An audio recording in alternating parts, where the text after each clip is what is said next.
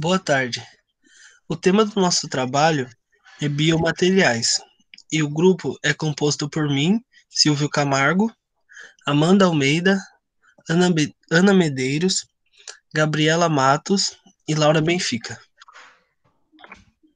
Então, o objetivo do nosso trabalho é definir os tipos de biomateriais, sua utilização, propriedades, vantagens e a sua evolução. Porque através do conhecimento desses princípios básicos é possível indicar sua correta aplicação em diversas áreas, como a saúde e a indústria.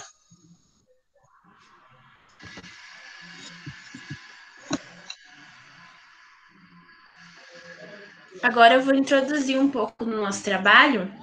Bom, ele é utilizado em tanques para substituir ou reparar algum tecido em falta. Pode ser de origem natural ou sintéticas, compatíveis com o corpo humano. Assume funções teciduais, ou seja, ele tem capacidade de permanecer com fluidos corporais sem deterioração. Dispositivos que entram em contato com o sistema biológico, sendo com aplicações diagnósticas, vacinais, terapêuticas ou cirúrgicas.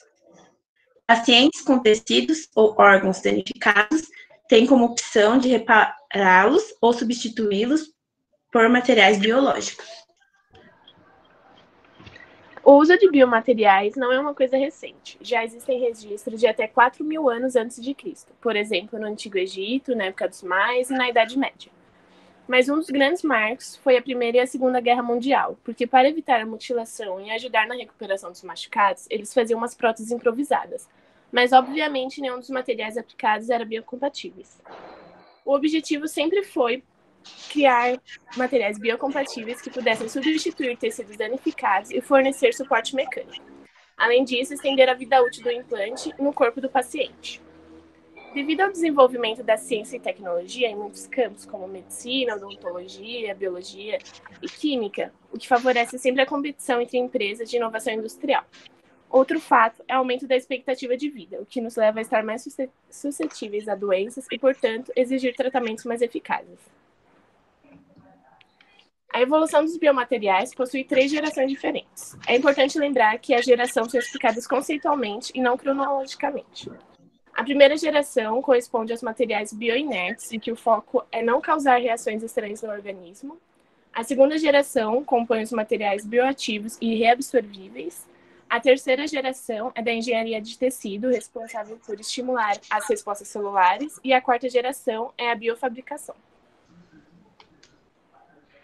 Existem 4 tipos de classificações dos biomateriais.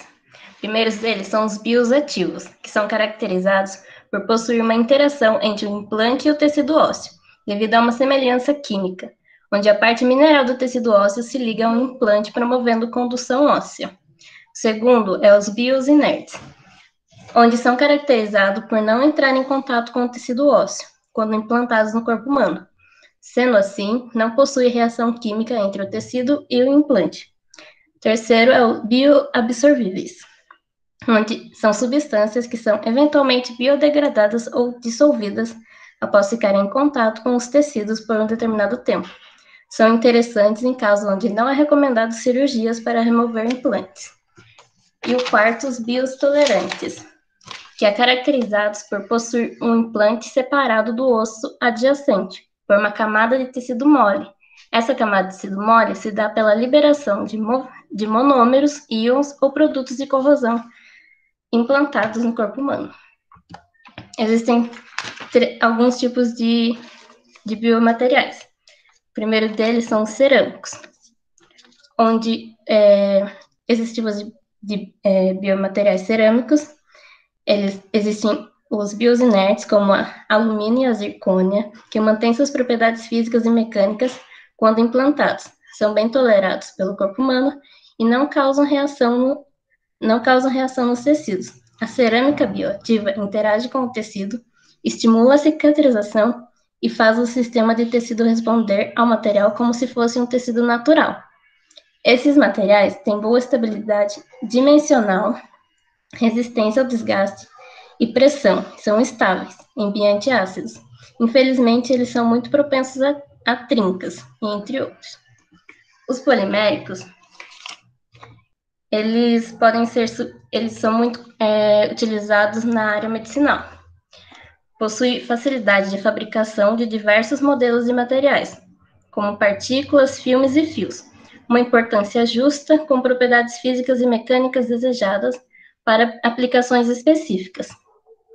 Os polímeros são divididos em naturais, que se caracteriza pela presença de organismos vivos, e os sintéticos, que se caracteriza por serem quimicamente modificados. E esses tipos de materiais são os mais encontrados por apresentar propriedades bastante definidas, reprodutíveis e de baixo custo, e são de fácil manipulação. Apesar disso tudo, os polímeros sintéticos dispõem de grupos químicos um pouco desfavoráveis para a interação celular, por liberarem subprodutos tóxicos na corrente sanguínea e causar inflamações do corpo humano ao decorrer da sua vivência. Os metálicos, o corpo humano tem capacidade de suportar uma determinada quantidade de elementos metálicos no corpo, que ocorre naturalmente, que são o ferro e a vitamina B12. Entretanto, não são todos que são aceitos pelo corpo humano. Um dos metais mais usados como substitutos é para tecidos duros, em virtude de suas ótimas propriedades mecânicas e de resistência à corrosão, como substituição de quadril e joelho, placas e parafusos de fixação de fraturas. Por possuírem propriedades tão boas que é comum de se ver utilizando em processos cirúrgicos, como pinças, agulhas, tesouras, e metais como ácido inoxidável e ligas de titânio estão entre os mais utilizados por possuir um custo-benefício mais acessível, enquanto os metais nobres, como ouro e prata, têm bastante aprovação, mas por possuir alto custo e serem bastante densos e pesados, acabam prejudicando um pouco suas aplicações. Vou falar um pouco das aplicações dele, dos cerâmicos. Regeneração de tecidos ósseos, revestimentos de implantes metálicos, áreas de ortopedia e odontologia.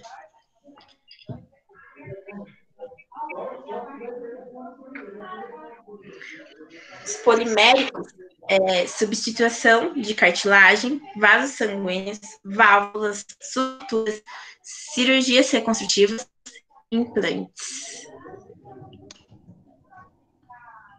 Os metálicos, implantes dentários, parafusos, placas para fixação de fraturas, próteses para substituição de articulações. Bom, aqui tem umas imagens. A primeira imagem é uma prótese de perna. A segunda é stents, que são implantes permanentes que agem na parede do vaso sanguíneo para manter ele aberto. Ou seja, ele ajuda em quem tem problema no fluxo sanguíneo. A terceira imagem é uma prótese dentária. A quarta também é uma prótese dentária, é um dente parafusado. A quinta é instrumentos cirúrgicos. E a última é prótese de perna paratrépica. Boa tarde, agora eu vou falar sobre a expansão do mercado de biomateriais. Geralmente, as empresas de biomateriais são pequenas empresas ou subsidiárias. E o que é isso? É quando existe uma conexão entre duas empresas, uma maior que controla uma menor. Mas cada uma delas tem seu posicionamento no mercado, tem seu próprio nome, CNPJ e tudo mais. Então, eu busquei dados a partir de 2000, que foi quando esse mercado cresceu cerca de 12% e ultrapassou 40 bilhões de dólares.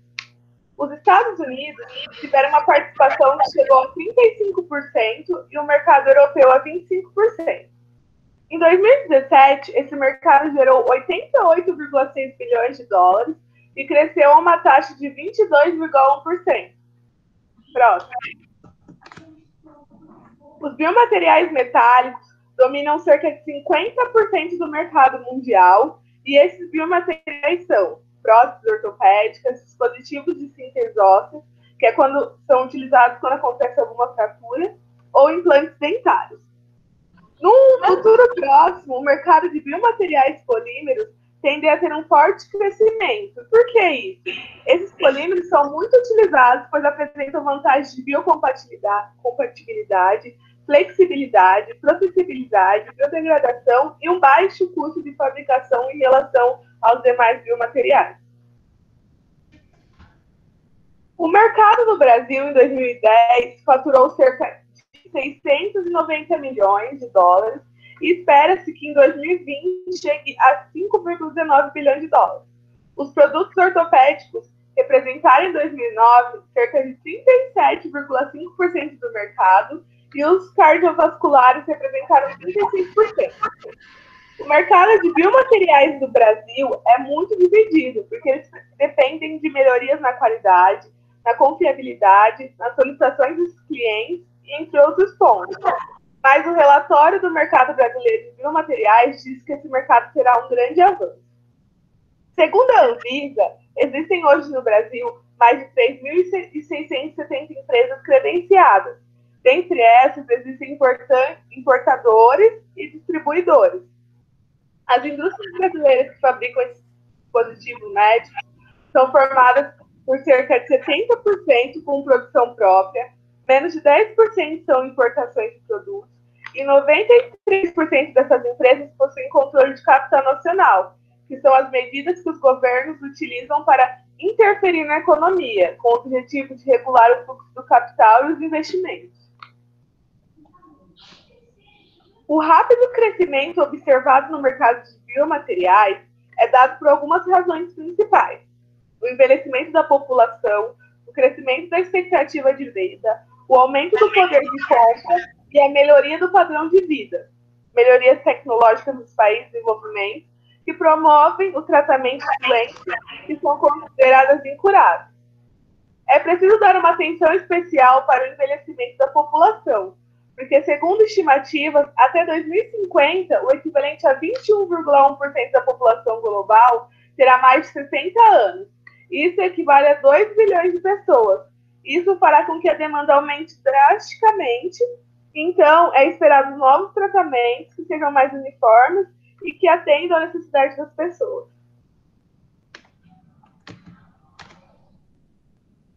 Aqui tem um gráfico que mostra as áreas bem mais sucedidas no mercado de biomateriais. A cardiologia, com cerca de 56% a 80% em equipamentos e utensílios como os cardioversores, cardiodesfibriladores, marca-passos, catéteres e válvulas cardíacas.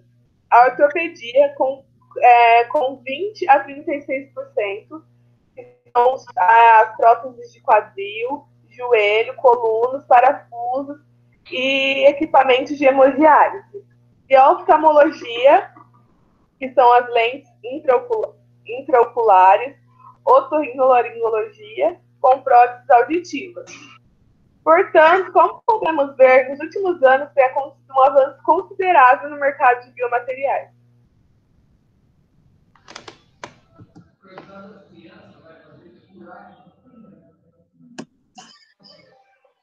Agora eu vou falar um pouco sobre as vantagens do uso de biomateriais. Em relação à saúde em geral, a produção e o estudo dos biomateriais tornou-se importante, no sentido de que esse desenvolvimento proporciona, além do aumento da expectativa de vida e do bem-estar, ele proporciona uma melhoria no padrão de vida da população. Na área da saúde, os biomateriais são muito importantes, sendo cerca de 300 mil produtos usados. Agora, na odontologia, a gente definiu duas vantagens principais. Uma delas é a reparação de defeitos, porque os defeitos e outras situações de incômodo podem ser reparados com mais facilidade com o uso dos biomateriais, pois eles podem garantir resultados mais naturais e também uma maior durabilidade do procedimento. E próteses dentárias, porque através das próteses à base de biomateriais pode-se obter um tempo reduzido na cirurgia, melhores resultados estéticos e redução no risco de infecções e rejeições.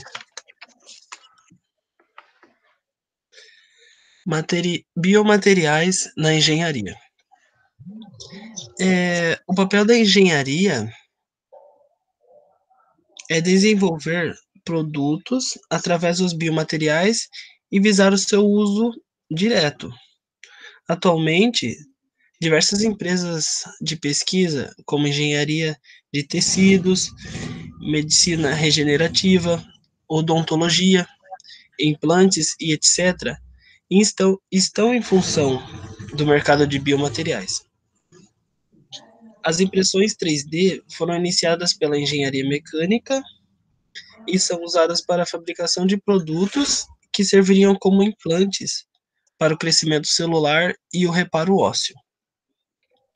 Essa relação entre biomateriais e nano, ela é bem ampla, pois o desenvolvimento de biomateriais passa pelo conhecimento do papel da interação do material, que é em escala nano, com o meio biológico. E assim pode-se definir se haverá ou não formação óssea, como por exemplo em implantes dentários. Além disso, existem várias linhas de pesquisa voltadas para a produção de nanopartículas, que são usadas como carregadoras de fármacos ou para o uso em terapias localizadas. Esses scaffolds são estruturas tridimensionais que têm sido estudadas com o intuito de serem usadas como soluções terapêuticas para o tratamento do tecido ósseo, para que assim conceda características físicas e biológicas para o bom funcionamento do tecido, através dessa reparação. Além do colágeno e do ácido hialurônico, existem outros biomateriais naturais que são utilizados na produção desses scaffolds, como a glicosaminoglicanos e a hidroxiapatita. Agora eu vou falar sobre o uso da pele de tilápia para a regeneração da pele em caso de queimadura. A gente listou algumas vantagens desse método, que são: a pele do peixe evita dores na hora do curativo, pois normalmente os curativos que são usados para tratar as queimaduras, eles são trocados todos os dias, devido à pomada ter efeito de somente 24 horas. E como a pele de tilápia fica sob a queimadura por vários dias, não necessita ser feita essa troca com frequência. Outra vantagem é que através da pele de tilápia tem menos chances de transmitir doenças ao paciente, pois ela evita a contaminação externa. A pele de tilápia tem maior quantidade da proteína colágeno tipo 1, que dá resistência aos tendões, elasticidade para a pele e melhoria das juntas. Esse método é feito da seguinte forma: antes da pele ser utilizada, ela é submetida a um processo de limpeza, que são retiradas as escamas, as toxinas, o tecido muscular e o odor característico de peixe, né? Depois, a pele é estirada em uma prensa, cortada em tiras, e elas são armazenadas em congeladores a uma temperatura entre 2 e 4 graus Celsius. Ele é um método revolucionário e premiado, criado no Brasil, e ele foi desenvolvido por médicos do Ceará.